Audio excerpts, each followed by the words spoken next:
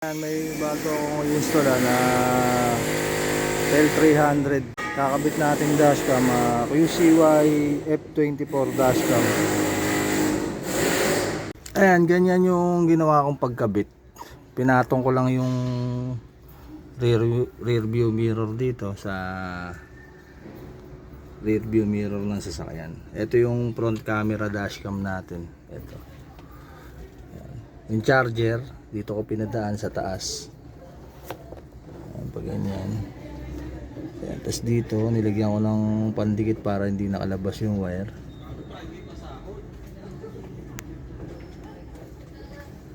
Ayan. Lusot ko lang rito yung wire sa taas, sa loob. Tapos pagdating dito nilusot ko rito sa goma yung wire. Ayan. Dito ko nilusot yung wire pababa. Pagdating ko rito, ito na yung wire. Inilalim ko. Ito, tinali ko rito. Kasi ito na siya. Ayan, sinaksak ko na rito sa 12 volts port ng sasakyan. Ayan, dyan sinasaksak yung dashcam. Ayan, tapos ito naman, ituturo ko sa inyo kung paano install to sa likod. Ito yung camera sa likod. Ikakabit natin sa likod. Ayan. Ikakabit natin ba camera, isasaksak natin dito. Ayan. May saksakan dito. Saksakan nyo muna. Ito yung charger tong isa. Ito yung back camera. Ayan. Ililinya na natin. Ayan, ang ginawa kong linya rito. Ayan. Sinaksak ko muna, tapos ginapang ko rito sa taas. Ayan. Pag ganyan. Tapos dito, nilusot ko dyan yung wire. Tapos ito na siya, binaba ko na siya rito, dinigitan ko ulit ng pandikit para hindi na yung wire. Tapos nilusot ko dyan sa gilid nitong goma. Pasok nyo lang dyan yung wire sa gilid. Ayan. Tapos pagdating dito sa may likod ng upuan na to, ayan, meron dyan butas. Babaan nyo muna to. Ayan. Ayan, dyan ko pinadaan yung wire papunta sa labas. Ayan, may butas dito. Ayan, angat nyo lang yan, may butas dyan papunta dito sa labas. Ayan, eto na siya. Eto na yung wire natin. Igagapang na natin to sa ilalim papunta sa likod. Ayan yung wire. Gamit kayo ng alambre para mas madali nyo mailusot yung wire. Igagapang ko na rito yan sa ilalim. Yan, nakaganon yan. Tapos itong wire na to, para hindi magasgas, lagyan nyo rin ng ano to, ng parang yung dinikit ko rin sa taas, ganun, yung dual adhesive tape na ano, para hindi siya kumaskas na ganun. Kaya mamaya papakita ko sa inyo. O kaya lagyan nyo electrical tape, balutan nyo para hindi magasgas. Kaya napagapang ko na yung wire sa ilalim. Ito yung wire. Ayan. Ito. Dito ko pinagapang yung wire sa ilalim. Ayan, tapos nilagyan ko ng ito yung velcro strap, yung ano, para kung kumiskis man yung wire dyan, hindi magagasgas. Ayan. Pwede nyo rin balutan na electrical tape kung gusto nyo yung wire. Ayan, tinali ko dyan yung wire sa ilalim. Ginapang ko dyan pa ilalim. Ayan. Tinali ko ng cable tie. Yan, yung makita nyo may cable tie dyan. Yan, tas sa likod na tayo. Ito, dito na tayo sa may likod. Yan. Merong pulang wire yung dashcam, yung back camera. Ayan, kinunik ko sa reverse light. Yung reverse light, kulay pula yung wire.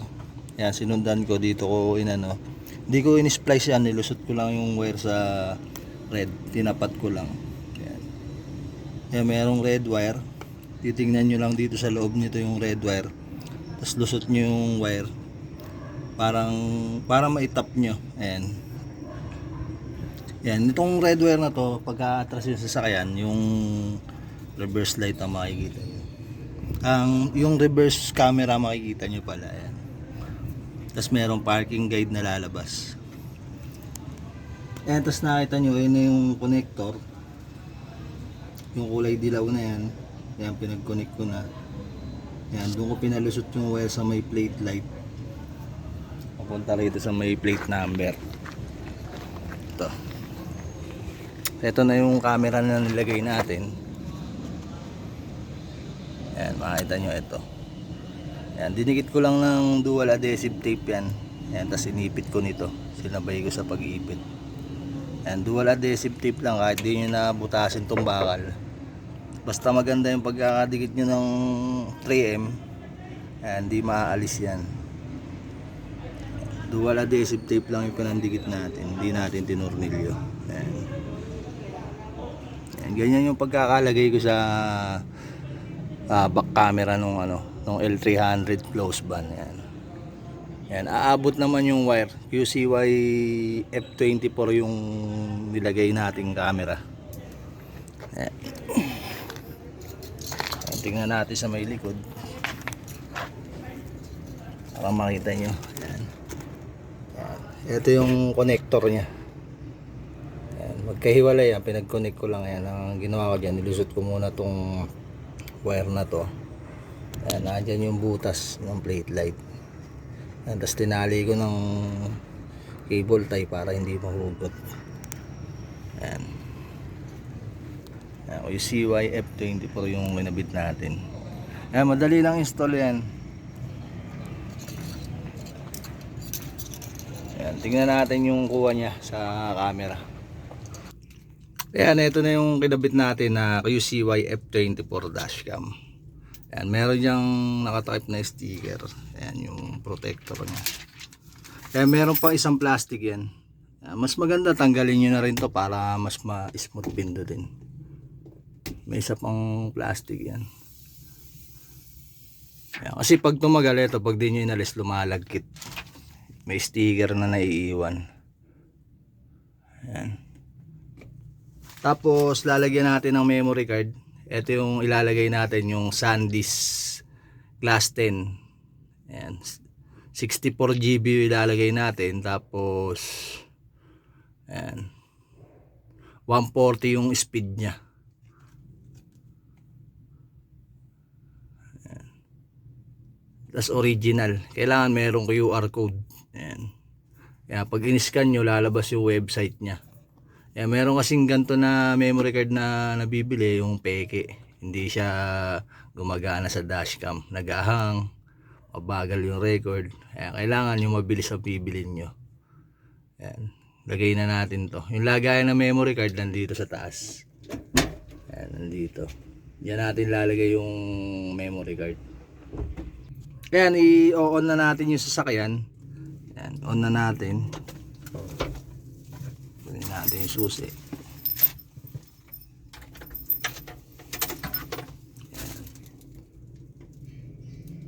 Ayan, pag inon nyo yung sasakyan, iilaw na tong charger nya. Ayan, kasi mag-o-on na rin. Tapos mag-o-on na rin yung dashcam. Ayan, ayan yung dashcam. Ang sinabi niya, yung format muna yung memory card kasi bagong lagay. Ayan, po-format muna natin yung memory card. Ayan yung kuha nya, harap na camera yan na igagalaw. Pwede nyo itaas yung kuha, pwede nyo ibaba. Tapos pag swipe nyo, ayan, likod na camera naman yan, naiaangat din, naiaangat, naibababa. Ayan, pwede nyo taas yung kuha, pwede nyo ibaba. Tapos swipe nyo pa na isa, ayan, harap, likod. Ayan, double, pwede silang sabay. Ito yung likod, ito yung harap, ito yung likod.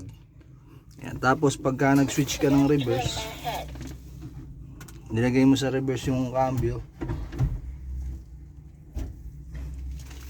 Yan. Pag nag-reverse ka ng cambio, ayan, ganyan yung lalabas. Yung likod na camera makikita nyo. Yan. Meron siyang auto switch. Yan. Ganyan ka-wide yung kuha niya sa likod. Kaya kung aatras ka, makikita mo yung likod. Ito kasi close band, hindi mo kita yung likod. Diyan ka titingin sa dashcam. Kung may tatama ka motor o tao na nakatayo dyan. Ayan, yun yung kagandahan niya sa ano. Ayan, pag binalik mo sa neutral, double camera ulit. Ayan. Kitang kita mo yung likod. Ayan. UCY F24 yung kinabit natin. Maganda to. Ayan. Meron siyang playback. Lahat ng na-record mo, na video mo, diyan mo mapapanood. Ayan. Yung mga na-record sa harap, mga na-record sa likod, tsaka mga lock videos, mga na-screenshot. Ayan, yung na-record natin sa harap. Pwede nyo i-review. Yung na-record sa likod. Ayan. Ayan, nagsasalita siya. Pag may nadedetect na mga tao, nagsasalita.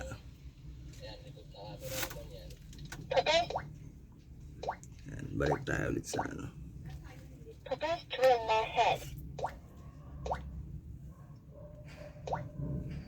UCY F24. Ayan, malinaw sobra. Ito kasing sasakyan ni Sir, merong tint. Ayan, kaya yung kuha ng dashcam, makita nyo yung kuha sa dashcam, may tint din. Ayan, kaya pagka pinakat to, malinaw yan. Ganyan yung kuha niya sa may motor. Ayan, ganyan yung kuha niya. Ganyan kalinaw.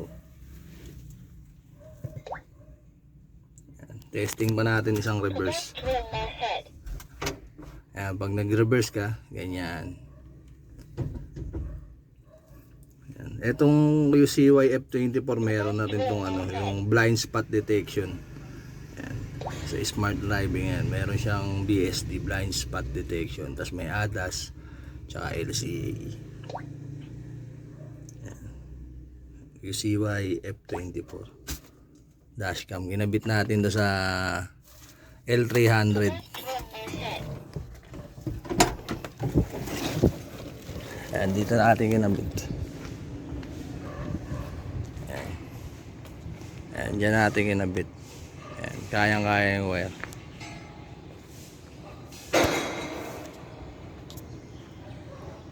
Ayan, ang laki yan. Ito yung kinabit natin. Camera sa likod. Nagre-record yan, harap likod. Sabay sila nagre-record harap tsaka likod. Kaya kung may bumunggo sa likod nyo, may record kayo.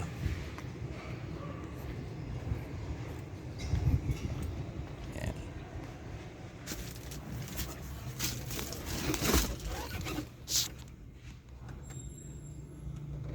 Malinaw.